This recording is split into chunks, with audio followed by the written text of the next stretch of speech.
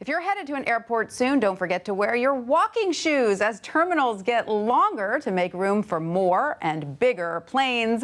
Walking a mile or longer to get to your gate is not out of the question. Here with the ways airports are coping with the spread is WSJ Middle Seat columnist Scott McCartney. Hi, Scott. Great to see you. Good to be with you, Tanya. So, Scott, what are some of the trends contributing to all this walking now necessary in so many U.S. airports?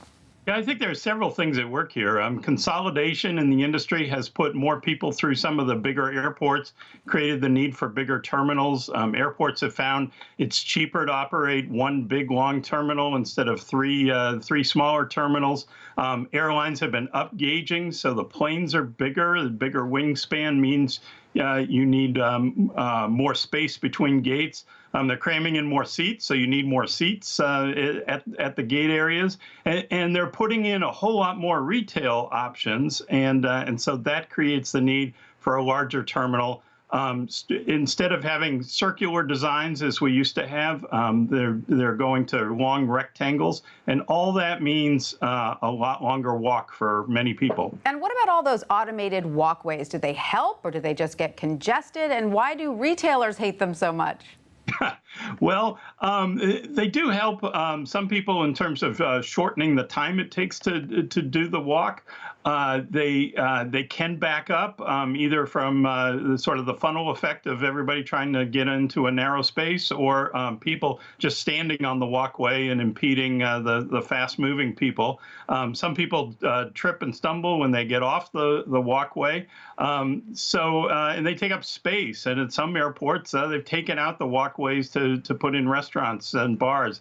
The retailers don't like them because you're trapped on the walkway, and you go zooming past the Starbucks or whatever, and nobody gets off and doubles back to go shopping. Yeah, there will be no doubling back here. Now, what are some of the ways airports are currently helping the elderly and the less mobile passengers cope with all of this? Well, you see more and more wheelchair service and more cart service. And, at some airports, it's a very sophisticated logistical enterprise where you have different wheelchair stops, if you will, and pushers, so they don't have to make the long walks, hand off to a different pusher. Carts have specific routes. The carts drive the walking people crazy because they honk at you and beep and have to clear a path in what's already a congested corridor. Absolutely. Now, looking down the road, though, Scott, isn't this a dangerous trend for airports as the population just gets older and older?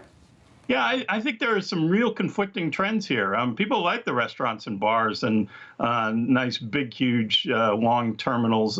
But as people get older and the walk becomes more difficult, it is a challenge. Some airport designers, architects are looking at options like, could you create a separate path for the carts to get them out of the main traffic flow, maybe underneath the main floor, over in some kind of elevated pathway, like you see elevated people movers at some long airport terminals. Right. So I think they haven't quite figured this out yet, and I think it's going to become a bigger issue. All right. Well, I personally don't mind the walk. I feel like I get a little exercise before sitting on a plane for hours. But talk to me when I'm 80, and it may be a different story.